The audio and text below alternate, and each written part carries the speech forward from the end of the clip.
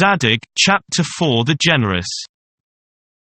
The time now arrived for celebrating a grand festival, which returned every 5 years. It was a custom in Babylon solemnly to declare at the end of every 5 years which of the citizens had performed the most generous action. The grandees and the magi were the judges. The first satrap, who was charged with the government of the city, published the most noble actions that had passed under his administration. The competition was decided by votes.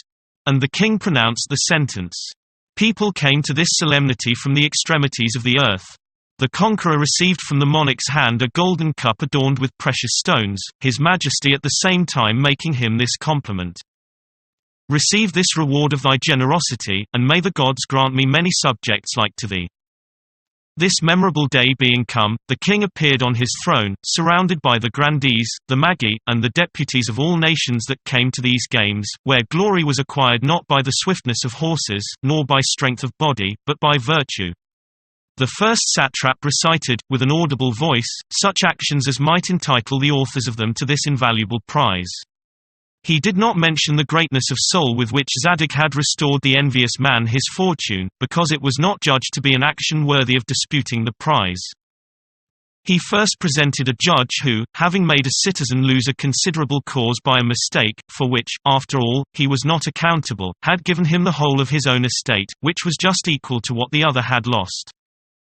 He next produced a young man who, being desperately in love with a lady whom he was going to marry, had yielded her up to his friend, whose passion for her had almost brought him to the brink of the grave, and at the same time had given him the lady's fortune.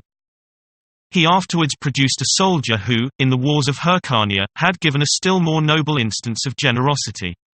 A party of the enemy having seized his mistress, he fought in her defense with great intrepidity. At that very instant he was informed that another party, at the distance of a few paces, were carrying off his mother. He therefore left his mistress with tears in his eyes and flew to the assistance of his mother. At last he returned to the dear object of his love and found her expiring. He was just going to plunge his sword in his own bosom, but his mother remonstrating against such a desperate deed, and telling him that he was the only support of her life, he had the courage to endure to live. The judges were inclined to give the prize to the soldier. But the king took up the discourse and said, "The action of the soldier, and those of the other two, are doubtless very great, but they have nothing in them surprising. Yesterday Zadig performed an action that filled me with wonder. I had a few days before disgraced Korib, my minister and favorite. I complained of him in the most violent and bitter terms. All my courtiers assured me that I was too gentle and seemed to vie with each other in speaking ill of Korib.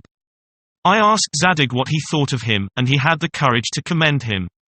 I have read in our histories of many people who have atoned for an error by the surrender of their fortune, who have resigned a mistress, or preferred a mother to the object of their affection, but never before did I hear of a courtier who spoke favorably of a disgraced minister that labored under the displeasure of his sovereign. I give to each of those whose generous actions have been now recited 20,000 pieces of gold.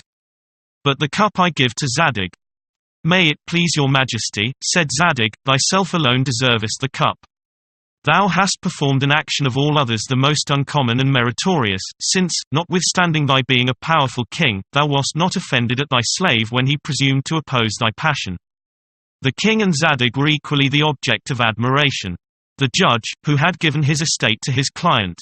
The lover, who had resigned his mistress to a friend, and the soldier, who had preferred the safety of his mother to that of his mistress, received the king's presents and saw their names enrolled in the catalogue of generous men.